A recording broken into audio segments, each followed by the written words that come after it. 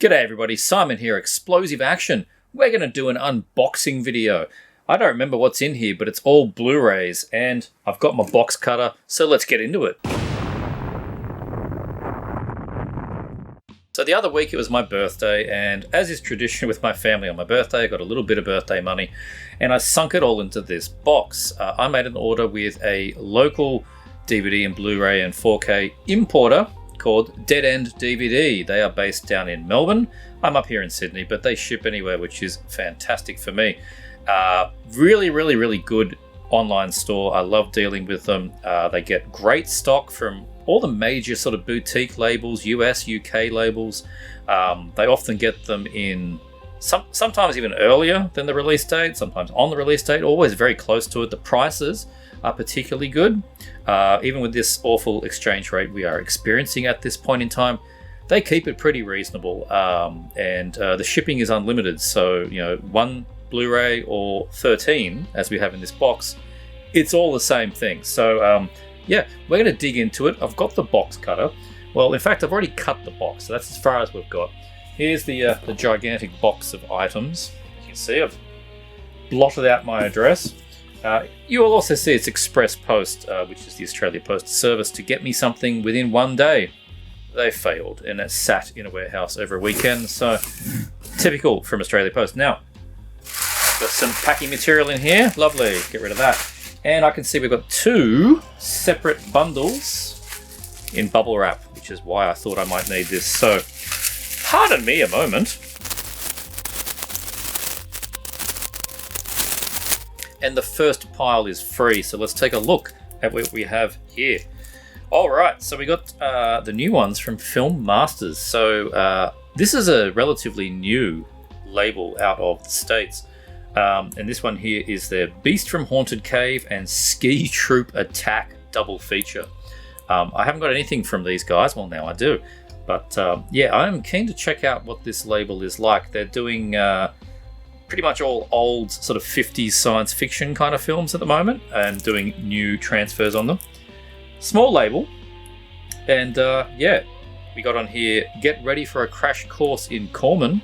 Acclaimed at the king as the king of low-budget movies, which is very true, Roger Corman produced dozens of films that were both hilarious and thrilling. Among the two best of his early output is Beast from a Haunted Cave, 1959, which is what we've got on here, directed by cult favourite Monte Hellman, who did Two Lane Bricktop. Beast from Haunted Cave is a suspenseful tale of a gangster being terrorised by a blood-sucking spider-like thing. Upon wrapping Beast from Haunted Cave, Corman directed Ski Troop Attack in 1960.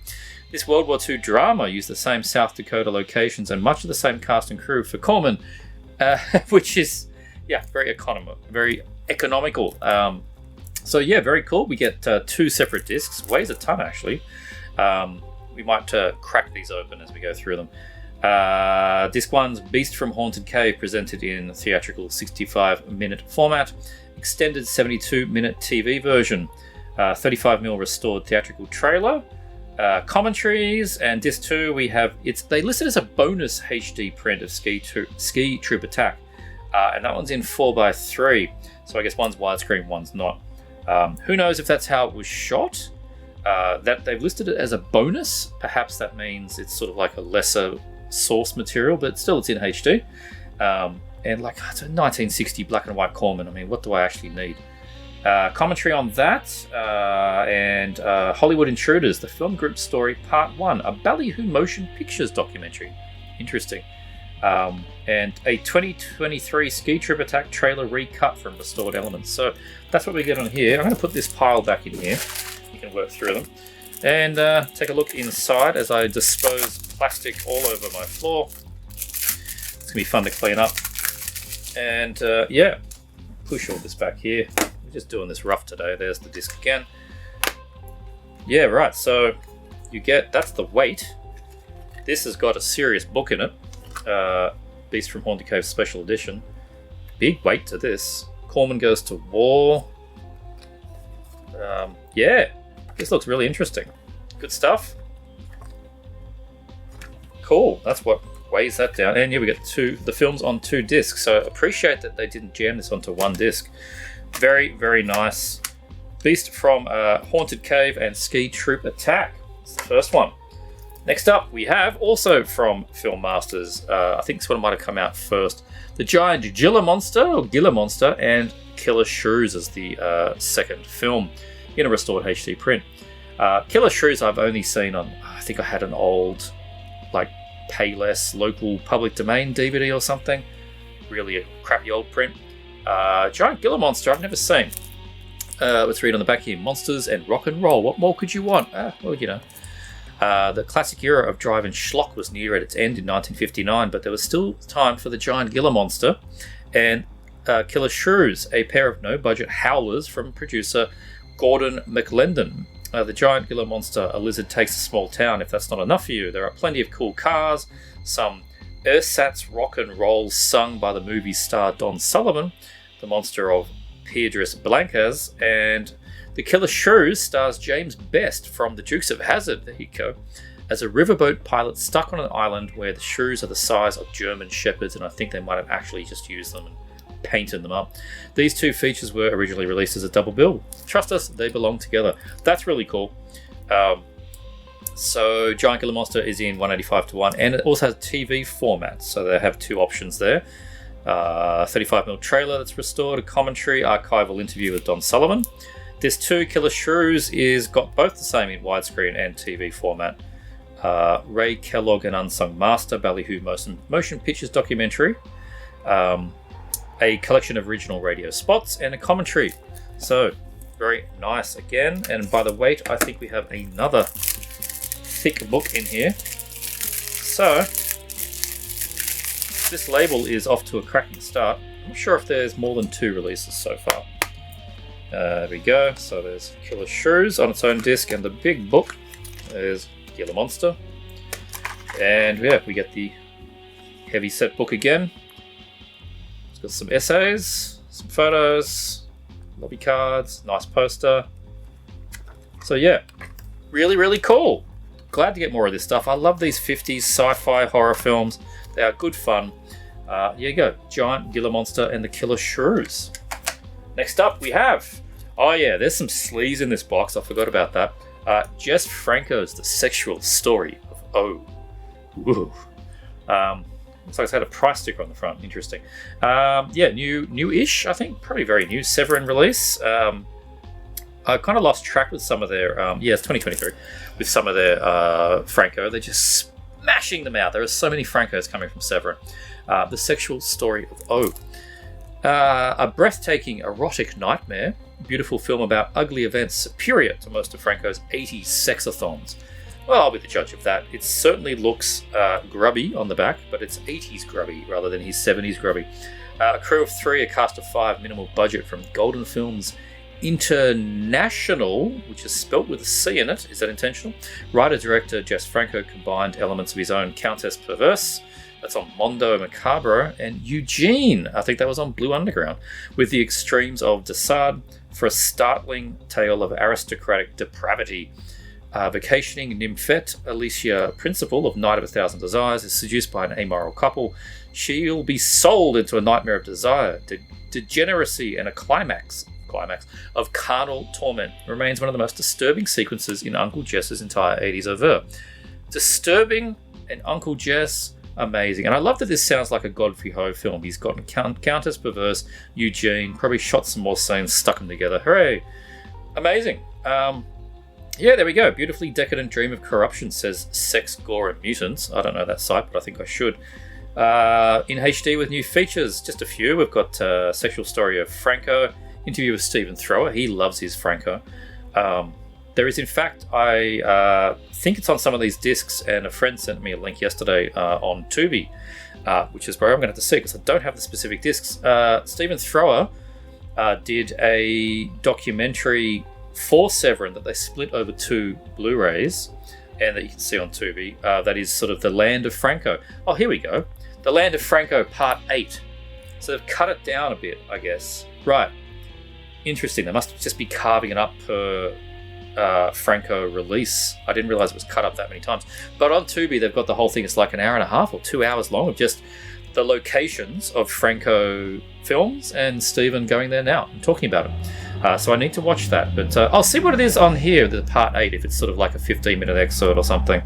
Not too sure. And Franco's interview with director Franco. Ooh, very nice sexual story of Jesus Franco. We will open this up. Don't you hate it when you get these new ones and it wants to stick? And that's one of these ones. There we go. Come on. Right. Thrown on the ground. Sexual story of nice black case from Severin. Oh, that was hardly worth the effort. Just the disc in there. Do we have a reverse cover? We do not even have a reverse cover. Sexual story of Jess Franco on Severin. And, why not? Jess Franco's The Inconfessible Orgies of Emmanuel. Yeah. So it's a Emmanuel that's not a black Emmanuel because that would have been in the box. This is a regular Emmanuel. And it's going to be filth. There's the, can I show it? Yeah, there's the back. We can get away with showing some of that. This has that In the Land of Franco Part 9 on it. So I'm going to have to go. That's interesting because any Franco that I'm missing, I might go back and see how they've split it up. I've probably got a couple. Anyway, worldwide debut Blu-ray premiere. When Golden Films International, again, spelt with a C in it, must be his Spanish spelling, requested he make an alluring Emmanuel film, writer-director Jess Franco instead held a dark mirror to the series' sunny fantasies of sexual freedom. That sounds like Franco, just I'll do what I want. When a violent assault upends her uninhibited lifestyle, Emmanuel, played by Muriel Montese of Cecilia and Devil Hunter, chooses to pursue a perverse odyssey of machismo, repression, and erotic degradation. Degradation and story of familiar 80s Franco faces and bodies include Carmen Carrion from The Sexual Story of Antonio Mayans from Bahia Blanca, and that one I'm annoyed about. That one was a Severin Store exclusive and I missed it. I can't find it and people want $100 for it. If you've got Bahia Blanca and you'll sell it to me reasonably, let me know. Asuncion Calero, The House of Lost Women, and Tony Skios, The Night of Open Sex. Great title. Co-star in the surefire treasure for Franco fans, also known as Emmanuel Exposed, I'm sure she is, presented in HD, etc. And we get interviews with Stephen Thrower and another Franco archival interview. So there you go. Inconfessible Orgies of Emmanuel. Off camera, I checked inside that one again. Nothing exciting. So I didn't bother showing you. But the next one, oh look, it's more Franco Noir. I'm not very familiar really with noir kind of films. Like it's not really a genre that I'm that exposed to. But if Franco's dealing with them, hey, that gives me a good inroads, doesn't it? We got on this one Death Whistles the Blues and Rififi in the City. If that's correct by these posters, I believe that is the case, yes. So these are 1962 and 1963, and they are in Spanish. This is quite early. Following his international breakthrough with The Awful Dr. Orloff, very early then, director Jess Franco delivered a startling pair of crime thrillers that pistol-whipped European notions of film noir while lighting the fuse on Uncle Jess's own insane aesthetic. Set in New Orleans and based on a novel by the authors of Vertigo, Death Whistles the Blues is a hard-boiled tale of betrayal, violence, and revenge featuring smoky jazz compositions by Franco himself. That's interesting. He's composed the music. I had no idea he had it in him. Jean Sauvé of Rififi fame stars in Rififi in the City, so Rififi I'm not familiar with. A nihilistic trip through a pulp underworld of thugs, snitches, nightclub dames, and black glove giallo-style murders. You have sold me with that one. Both films which led and impressed Orson Welles to hire Franco as his assistant on Chimes at Midnight. There you go. Featured in HD from the original negatives for the first time ever. Man, I really do love Severin. All of the modern labels are great. Like, it is a golden time now. Like, all your big ones, Arrow, 88 Films, Synapse, Shout Factory, everyone's doing good things. But Vinegar Syndrome. But Severin, I don't know. Their stuff really, really speaks to me. And on here we get another interview, Franco Noir, with Stephen Thrower. He must have had a field day. Like, I know that Stephen loves Franco, and he's written the book Murderous Passions, The Delirious Cinema of Jesus Franco. I need to get that. This is a 67-minute interview. All of these things have got he must have just had all this stuff pile up and just burned through a bunch of interviews and commentaries and whatever. Having a whale of a time, I'm sure. Let's take a look inside this one. It's probably going to be bland like the other ones, but that's fine. It's annoyingly got one of those rotten stickers. Now, we don't do this in Australia. I understand it's for the UPC picking and packing, but man, this one's even stupid. It just has the title. Doesn't even have a barcode on it. So I go, sit here, peel this stupidity off. The worst one of these I ever had was on a Mondo Macabre DVD, and it was stuck over, the inner slick was pushed up a bit. So when I peeled off this, it ripped off the top 2mm of artwork, and oh, that shat me. I'm just going to stick this right there and take a look inside. See, I haven't even got it all off. There we go. Yeah, that's what you get with unboxings, and it was hardly worth it because there you go, just the disc. Reverse, not at all, but there you go. Franco Noir with Death Whistles the Blues, Rafifi in the City. Really interested to check these ones out particularly. All right, next one. This one's quite, well, not quite old. This one's been out for a while, I think. It might have had a reissue. This is 2022. I think there was a previous release through maybe Synapse. Maybe it was on DVD. Either way, I've never seen this one, and I understand it's quite a good one. Mansion of the Living Dead. Yeah, Franco does horror. Let's have a look. I mean, the quote at the top here just says, fucking insane. One of Jess's better 80s efforts, and a Franco film through and through. Oh, that was a lot of words. The worldwide Blu-ray premiere, so it must have been a DVD I was thinking of that Synapse did. One of the more infamous works of his Golden Films International, with a C period, writer-director Jess Franco. Depraved subversion of raunchy comedy, erotic thriller, and heretical horror has never popped off the screen like this. That's a great line. 4 topless cocktail waitresses, led by Lena Romay, sold! At her most luscious, arrive at a deserted resort. They'll unlock a perverse netherworld of lesbianism, tick, sadism, tick, unholy violation by a zombie religious sect, tick, inspired by Deosario's Blind Dead series. Oh, just mega tick, my god. Antonia Mayans from Black Boots and Leather Whip, don't know that one. Mari Carmen Nieto from Sexual Story of O. Eva Leon from Baja Blanca. I need that disc. And Albano Graziani from Night of Open Sex, co-star in a fetish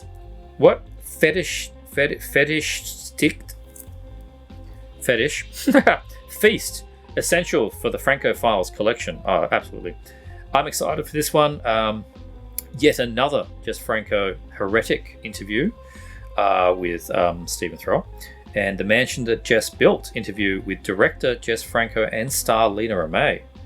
Ooh, that sounds exciting. Let's take a look. Into the shrink. You know how many boxes and record mailers I've opened with that thing? Countless. And boring again, just the disc. And no reverse cover. There you go. Mansion of the Living Dead. I know that a few of you will have seen this one, and I'm really, really looking forward to seeing this one. How long's the run in this? It's Spanish with optional English subtitles, and 93 minutes. That is a perfect length for my Halloween evening viewing this month. So, might happen, I think. Next up, this one is not a Franco, he says, as he checks.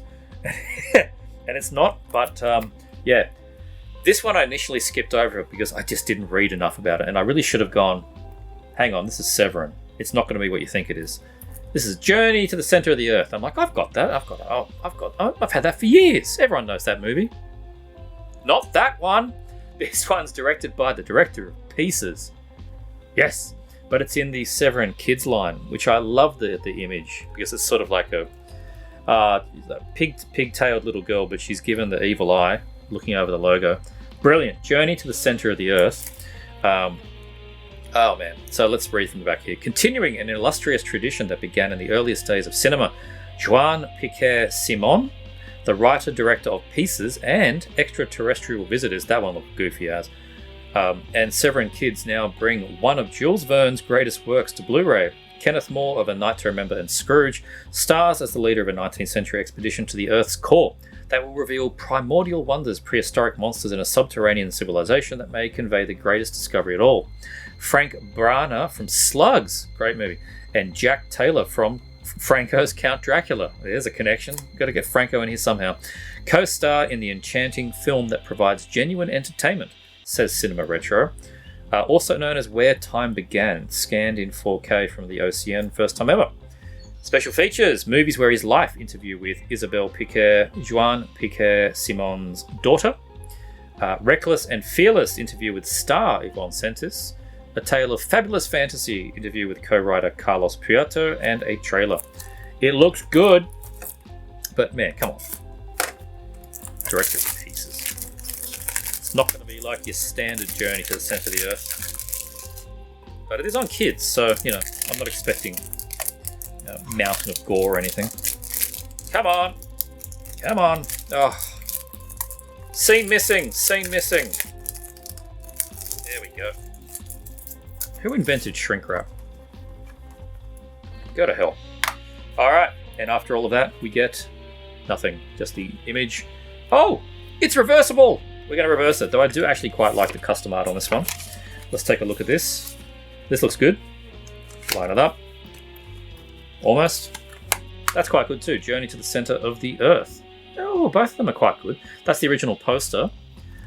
I do actually quite like the reimagining, but we might stick with that one for the moment. So Journey to the Center of the Earth.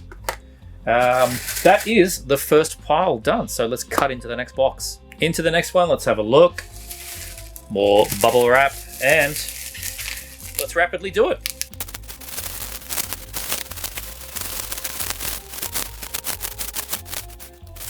All right, let's take a look at the pile. First one. This one I approach with slight annoyance, but it's about the movie, isn't it? Frankenstein 80. This is my first Cauldron where I missed the special edition with the slip. It's annoying. I think a few people did because they weren't expecting it to sell out during the pre-order window. Well, I think maybe 2 days after pre-order ended, it sold out.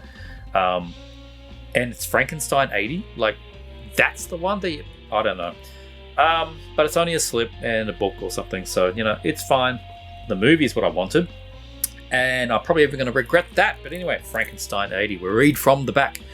When Professor Schwartz, may the Schwartz be with you, invents a new serum to help transplant patients better accept their new organs, Dr. Frankenstein quickly steals it to bring to life his greatest creation, Mosaic. Man, that's already hilarious, and I can already picture it. Like, the creation's called Mosaic. It's just pieces stuck together. That's amazing. Once alive, Mosaic is uncontrollable and escapes from the lab nightly to solicit prostitutes and leave a trail of corpses across the city that only seems to baffle the police and create a wave of fear. Mario Mancini, camera operator on Mario Bava's Blood and Black Lace and Black Sunday. It's his only film as a director. Oh man, I love that. The camera operator says, I can direct like Bava. Frankenstein 80. Stylish, gory, and sleazy take on Frankenstein's story in a true Italian exploitation fashion. Yes! With nods to Giallo films. Yes! A streak of dark humour featuring gruesome special effects by Carlo Rambaldi, E.T., and Bay of Blood, and starring Gordon Mitchell. Oh, I love Gordon Mitchell. Shanghai Joe. Zero Papas from Black Killer. Don't know Black Killer. John Richardson, Black Sunday. Renato Romano, The Fifth Chord, good film. Dalia Lazaro, Flesh for Frankenstein. Cauldron Films is delirious to present Frankenstein 80. I'm sure they are. Uncensored and restored on Blu-ray for the first time in an unsuspecting North American audience. Amazing. Yeah, bit of a shame that I missed the slip, but whatever. You get special features: Dahlia Forever, recorded memories of Dalia Di Lazzaro. Little Frankenstein's History of Italian Frankenstein Films. That sounds interesting. History of Italian Frankenstein Films. Well, I hope that's a suitably long documentary. That would be really good. Commentary by film historian Heather Drain. Yeah, so there you go. And it's in English and it's in Italian with subs if you want. Crack into it. Good stuff. How long does it go for? Oh, paltry 88 minutes. That's a nice brisk one. Let me have a look. We get... There was a reverse cover on that one. That's nice. There's the disc. Very simple. But we get a reverse cover in white. Let us take a look. Oh, I quite like that. Quite like that. That's nice. imagining that's closer to the poster. I think I might keep that up there. I like having the creature there like that. Both are pretty good. Pop it out again. That's obviously a newer one, but yeah, I think I can keep that there. I generally do go for original art or whatever. So there you go, Frankenstein 80. Excited. Next one, ta-da, is Taxi Hunter. Hooray on Blu-ray. This is one of those ones I knew it was going to happen. It was only last year that I cracked and went, right, that's it. The DVD is available for a brief time on Amazon again. It was out of print. And then like 12 copies just showed up on Amazon, brand new. And I grabbed one. I know a few others grabbed one, and they were gone the next day. It was just like they found a box or something on Amazon. So I figured, that's it. We're never going to get a Blu-ray. Ha! That sentence is dead to me now. We're never going to get a Blu-ray. I mean, come on. Look at the things that we've had on Blu-ray. The stuff that with special silencers is coming to Blu-ray. Golden Age, Taxi Hunter. Yeah, people think it's a Cat 3 when it's not. It's a 2B, I think. But it gets thrown into the Cat 3 pile because it's from that era. And it's a Herman Yan film. Let's get straight into this one. This one's on, this is 88 films, isn't it? Yeah, 88 films. And in a nice slipcover. I quite like the slipcover art. Well, the modern art that 88 have been doing on their slipcovers. I think they're quite good. They look respectful to the original, but it's a bit of a different take. Let's read from the back on this one. After his pregnant wife perishes through the actions of a careless and callous cabbie, mild-mannered kin, Anthony King of the Cat 3's Wong, I mean that's why it's known as a Cat 3, declares war on the entire profession, and you don't need the knowledge to know he won't be leaving a tip. The knowledge is capitalized and in quotes, I don't know why. Directed by Herman Yao, who unleashed Ebola syndrome, that one is a Cat 3, on an unsuspecting world, 88 Films is pleased to present the important treatise. This important treatise on public transport, I don't know that word, on public transport. I guess a film on, treatment on, that's probably what it's trying to say. A wonderful new Blu-ray edition. Limited edition slipcase, got it. Double-sided fold-out poster, we'll get to that. High-definition Blu-ray in 185:1. Cantonese mono, English subs, audio commentary with Frank Zheng. Hunting for Words, interview with scriptwriter and producer Tony Leung Huang Hua. How to Murder Your Taxi Driver, interview with action director James Ha. Falling Down in Hong Kong, interview with star Anthony Wong. I've seen stuff with him before in interviews. Trailer, stills gallery, reversible cover, etc. And this new art is by Sean Longmore, who does a lot of these things. So let's take a look inside. You get that artwork again there. The disc, the poster, which is just going to be that artwork. It may even be doubles. Yeah, it looks like it could be. I want to open the whole thing. Yeah, it's the classic DVD kind of artwork on the reverse, which may mean, yes indeed, this is the artwork that was on the DVD and I presume is the original artwork. And I think, considering the slipcover will cover it anyway, I will have that on the front, Taxi Hunter, the original Hong Kong artwork. Very nice, and we will sheath it once more in its slipcover. Taxi Hunter. Excited to have it in HD. Next up in this pile is, whew, so happy they did this. And this is why it's a golden age, because doom and gloom, certain shops are shutting and Disney's not doing Blu-rays in Australia and all that kind of thing. And then they are, and Prey happens. It's a year old now. This was a Hulu Disney streaming thing, 20th Century Fox, all that kind of thing. And I really wanted it on disc, and I think enough people must have wanted it on disc, because here we are. We actually got Prey on Blu-ray with a slipcover. Amazing. And the only downside, I'm not going to complain because it's lucky that we've got it at all. Could have been cheaper. They've definitely priced it as a, you suckers you want this, so you can pay for it kind of price point. And this is just the Blu-ray. There's a 4K, and that was really pushing it. So yeah, calm yourself, Disney. You don't need to go these prices. But anyway, Prey, if you don't know, this was the made for Hulu Predator sequel, or really prequel. So really chronologically, this is the first Predator film. And as you see, Predator, Prey, It's the same font, that kind of thing. Who is the prey? Who is the hunter? The epic Predator legacy continues with the action thriller set in the Comanche Nation, where Naru, a fierce and highly trained young warrior, sets out to protect her people. The prey she stalks turns out to be a highly evolved alien predator, leading to a vicious and terrifying showdown. I thought it was really, really good. Really interesting way to continue this story, or not reboot, but I mean it's a different timeline. It's set 150 years earlier or 100 years earlier or so. But it can still connect on to Predator and then Predator 2. It's in that same universe, is what I'm saying. But it's interesting how they they took a different focus. They didn't have the big, burly man, but they had the Comanche warrioress, and good themes through it as well. Not just all about her versus the Predator. And I love that she's got her dog with her the whole time, helping, like the sort of the sniffer dog that's also the attack dog. That's really good. Contains as well the Comanche audio track, which they made a big deal about, in addition to English and Spanish, French. And it's cool that it's there, but it's not as cool as it could have been. I remember reading some early things saying they were filming the movie in English, and then cut, new take, and then film it again in Comanche. Maybe that was just going to be too costly. I remember reading that, though. But what you get here is a dub. So the mouths don't sync up. It's cool it's in Comanche, but the film was shot in English. Everyone's mouth is in English. So, or when they're doing bits in French or whatever. So it's a nice novelty, and it's kind of respectful to the tradition shown here of the Comanche, but it's not. It's a bit like watching Kung Fu dubbed, right? Bonus, making of Prey, behind the scenes look at the next level film.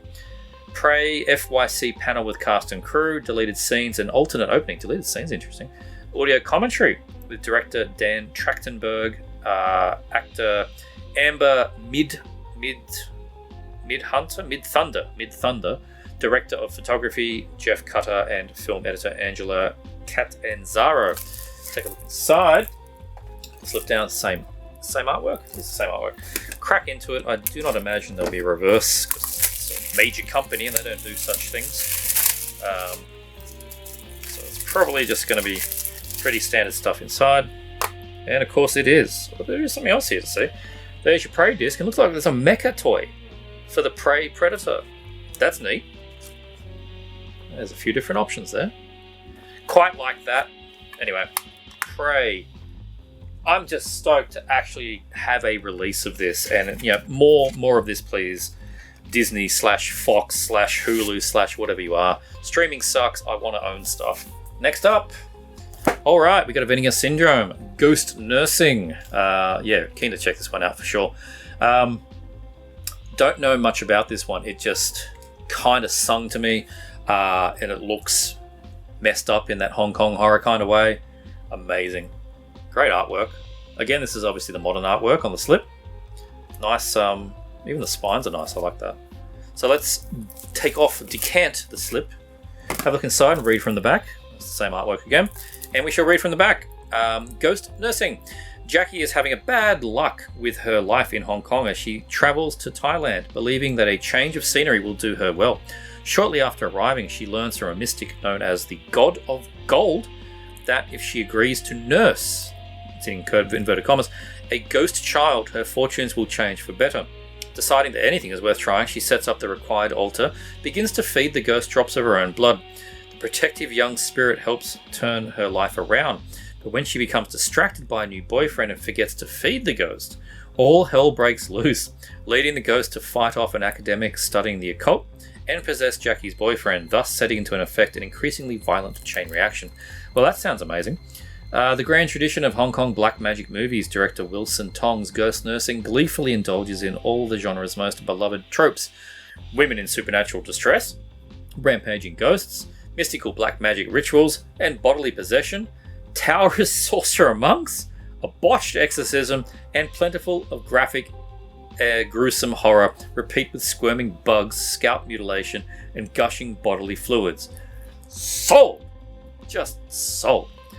Starring Norman Chu from 36 Chamber of Shaolin, great movie. Shirley Yin from Dragon Lord, Melvin Wong from Riding Wongs, and Billy Chan, the big boss. Vinegar Syndrome presents a brand new restoration of this stylish and underseen piece of Proto-Cat 3. I love throwing that phrase around now. On Blu-ray for the first time. Nicely short, 90 minutes, 1982 film, newly scanned and restored in 2K from the OCN, 35mm, presented in Cantonese soundtrack with newly translated English subs, along with a Mandarin dub track. Always watch these things in Cantonese if you can. From the Big Boss to Ghost Nursing 8-minute interview with Billy Chan. Ghosts and Black Magic in Hong Kong Cinema, 18 minutes of video essay by Simon Dayan. Reversible sleeve artwork. Let us peruse this artwork, because I'll probably flip it. Look at the slip cover anyway. There's the disc, standard stuff. Flip it around. Ooh, that's interesting. All right. Yeah, I quite like that. That's nice. I like that kind of cut. It's like just slap on a photo. It's like some of the old, it's like the Greek tape of Hell of the Living Dead, I think is what I'm thinking about. They just have faces of just dead people. Amazing. Ghost Nursing. That one's going to be good fun. I can feel it in me waters. I mean, is that the ghost? Is that what's going on up there? Oh, that's just mental. Okay, Ghost Nursing. Move on to the next one. We have, oh man, about time. TerraVision, new label, announcing a lot of things. Hard to get them. This one's finally out and finally got my copy, so I'm happy anyway. Shrigala. Yeah, Barry Prima film. That's why I wanted to check this one out. Filmed by Siswaro Gautama Putra, starring Lydia Kandau, Rudy Salam, Barry Prima. There's the back. So yeah, my first TerraVision. Geez, they announced a lot of stuff a couple of months ago. I hope they can release it all, because it was a very optimistic timeline. There's the, I guess that's an original poster? A film full of suspense that will leave you breathless. Oh, that's so generic. But anyway, definitely copying a blade there. Let's read from the back. Siswaro Gautama Putra was getting started in what would be a prolific career when 1980s Friday the 13th inspired the Indonesian filmmaker to helm Shrigala, which means wolf. There you go. A year later. So, Friday the 13th ripoff. The nods to Cunningham slasher whodunit are obvious, but Putra's love for the colour-drenched storytelling of Dario Argento and Lucio Fulci's Rotting Ghouls is also present in a movie that would go on to recognition as a benchmark in Southeast Asian entertainment. A trio of treasure hunters venture to a remote lake in search of submerged fortune, but run into unexpected company in some vacationing college friends. The fortune trackers attempt to scare the cowards away with stories of ghosts and demons, but all end up in a fight for survival as someone or something is hunting them down one by one. TerraVision, proud to present a new 2K scan of Putra's original OCN. Very nice for Srigala, making it the worldwide disc debut with 2 more minutes of additional footage and newly shot extras that include an interview with actor Barry Prima. Well done on tracking him down. More blood, more guts, more scuba diving. Newly created subs, interview with Gope Semtani, interview with Barry Prima, interview with Lydia Kandau, and interview with Dorman Borisman. That is your lot. Srigala. Take a look. I think I've got other TerraVision. I think I got them through the partner label stuff before they went rogue. A lot of them are doing that now. Well, at least 2 of them are doing that now. Maybe not everyone.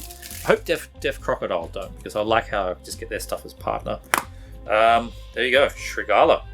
And you get, what do we got here?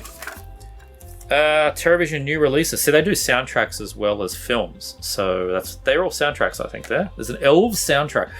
This is one of those things with soundtracks that just annoys me. Like, you can buy an Elves soundtrack, but the only DVD is a grubby looking German disc that's a VHS print. But yeah, it is what it is. And introducing creep coins. Looks like they've got some kind of bonus system going on there, so that's interesting. But there, Srigala. Very cool. Very keen to check that one out. It's going to be gold. I know it's going to be gold. Srigala. And lucky last, what do we have? Oh, a modern film. The Sadness. I was always curious to check this one out. Definitely got a lot of hype, but a lot of the time with me, wait for the hype to die and approach it in my own accord. And DeadEndDVD, amongst all of the good stuff they import, got in a bunch of the Raven Banner exclusives where they do new slips and that kind of thing. So, keen to check it out. Oh, it's in a fat case. It's almost a Region B size case. I believe Raven Banner are Canadian. Correct me if I'm wrong, but I think they are. But they have done it in a Region B size case, like a Criterion type thing. You know, Sadness, there's the slip. Take a look in here. Yeah, it's one of those full disc cases. That's really nice. Different artwork in the back. We will put it back in, read from the back. Sadness. Jabaz's no, I'm not going to read the silly quote from Bloody Disgusting. The city of Taipei suddenly erupts in bloody chaos as ordinary people are compulsively driven to enact the most cruel and ghastly things they can imagine. Murder, torture, and mutilation are the only beginning. A young couple is pushed to the limits of sanity as they try to reunite. Amid the violence and depravity, the age of civility and order is no more. There is only the sadness. I mean, it looks mental. I'm told it's incredibly violent and mental. Yeah, made in Canada on the back here. So there you go. That's the Raven Banner stuff. Bonus features, director's commentary, interview with director Rob Jabaz, behind the scenes featurettes, color grade comparison. Interesting. Fantasia award presentation and trailers. So there you go. It's in various audio DTSs and Dolby Digitals and with English subs. So yeah, there you go. Awesome. The sadness of the most violent and depraved zombie movie ever made. I doubt that. I highly doubt. I mean, it could be very violent, but you know, come on, respect to Fulci, please. But anyway, I'm keen to see the sadness, yeah, nice release here, very nice. And that is our lot. Empty box with paper in it. I hope you enjoyed this slightly different way of doing a DVD and Blu-ray update, doing an unboxing. I can't say I'm going to do it all the time because usually things, you know, one from Amazon, two from something, whatever. I'm not going to sit here opening so many packages, but I will do a big box every now and then. I hope you all enjoyed. If you did, please like and subscribe. If you hadn't noticed, I just hit 5,000 subscribers and I am running a competition until October 31st, Halloween. So go check out that video, link will be here, and enter the competition if you like. Very simple competition. And as for this video, thanks for watching. See you next time.